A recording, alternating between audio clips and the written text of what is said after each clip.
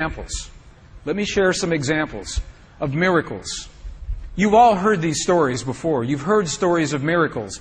This is a story of a woman who lifted a car 20 times her body weight to free a person who was trapped underneath the car in an accident.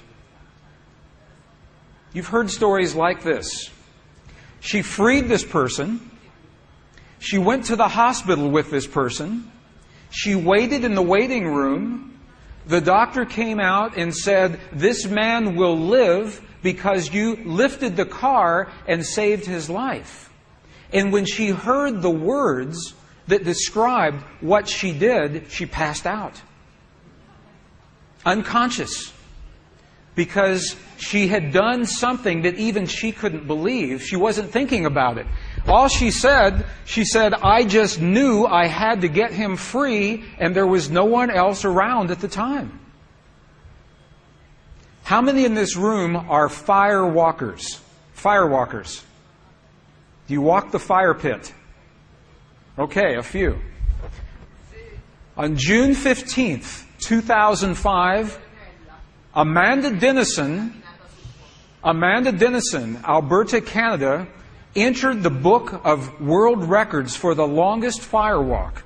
Look at this walk. She crossed this pit, 220 feet long. I don't know how many meters that is. Approximately? Okay, it's a big fire pit. Big pit. Averaging 1,700 degrees Fahrenheit. She crossed this uninjured. This is a picture of Amanda walking through the coals. This is a picture of Amanda after the walk. And the question, she has no injuries. The question is why? Why no injuries? It's because of her beliefs. The woman lifted the car 20 times her body weight because of her beliefs. Amanda walked through the fire because of her beliefs. These are examples we see every day of a power within us. But they're rare examples. What if they become everyday examples? Miracles of belief. We ask the question, who are we? What we know is that we're made of quantum energy. You all have heard that we are quantum energy, yes? Yes? Okay. For 70 years, scientists have been telling us that we are little particles of quantum energy. And now we believe them. But now scientists say those little quantum particles can do miraculous things, amazing things. But the scientists say those miracles have nothing to do with your life. For example, quantum particles, we know, can exist as a physical particle, like this. It's a quantum particle. That particle can exist invisible. The particle is still there. It has just changed its form. Quantum particles can exist in one place in a moment in time. Quantum particles can exist in two places or many places at the same time, and they are always connected. They are always connected with one another.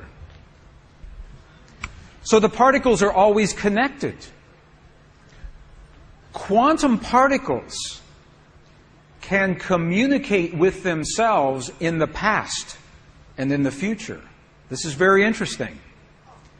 Scientists can take a quantum particle and they know everything there is to know about this particle.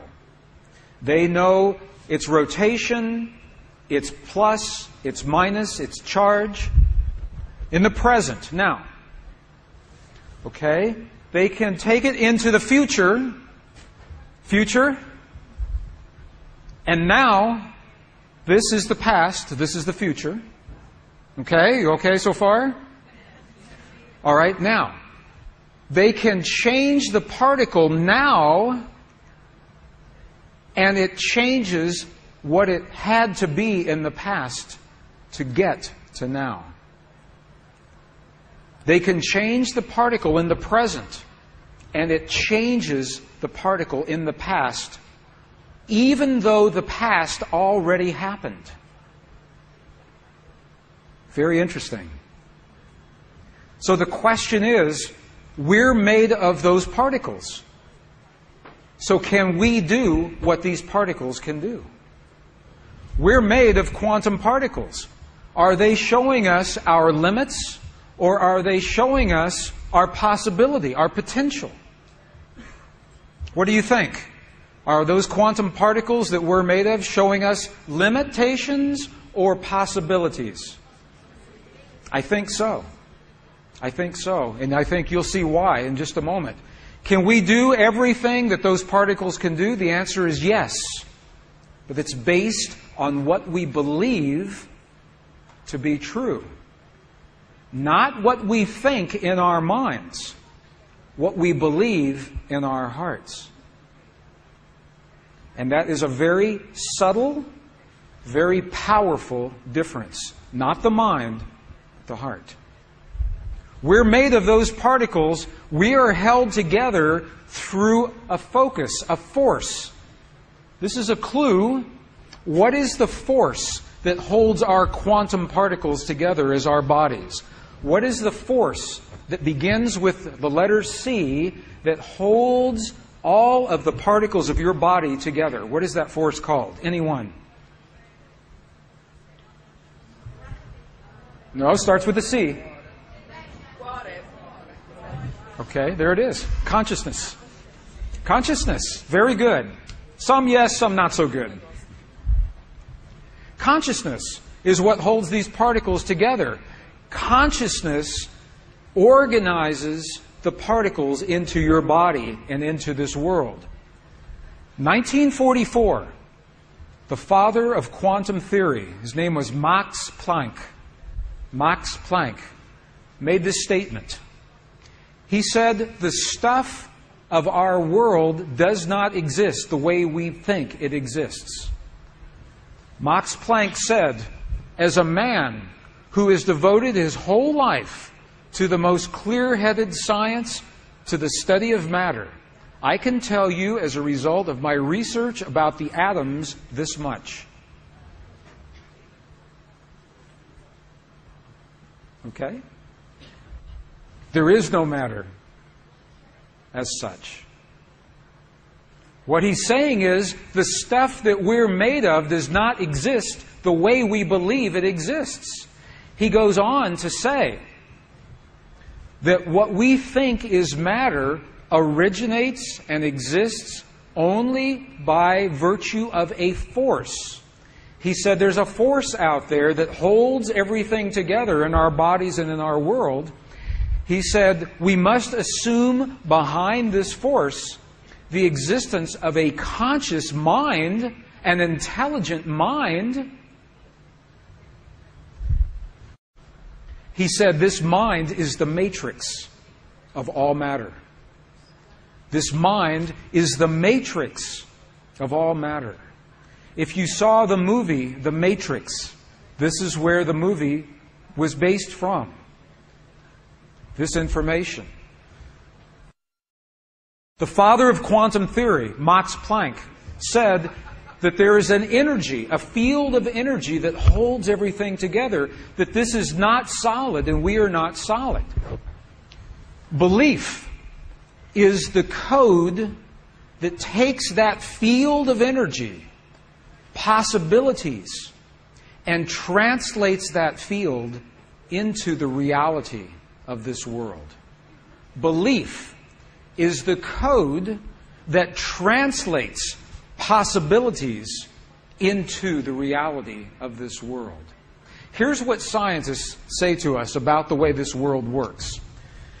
Scientists are telling us now that in this field, all possibilities already exist in the quantum energy, in the soup of quantum possibility. All possibilities already exist. In the quantum possibilities, you are already healed. Peace has already happened. Joy is already everywhere. All of the greatest suffering, all of the greatest peace already exists in the quantum possibilities. And here's what they say happens with you and me. That with our mind, we reach in to those possibilities. We imagine our healing. We imagine the peace. We imagine our perfect relationship. We imagine the abundance in our lives with our mind. And that's how we lock that possibility into place. And with our heart, we give that possibility life. We breathe life into the image of our mind through the feeling in our heart and make it real in our world. Now, I'm going to share with you the science of how this happens. We have to understand what a belief is. We talk about belief. What is a belief? Belief is the marriage. It is a union of thought and emotion. Thought and emotion. And now we have to define thought and emotion.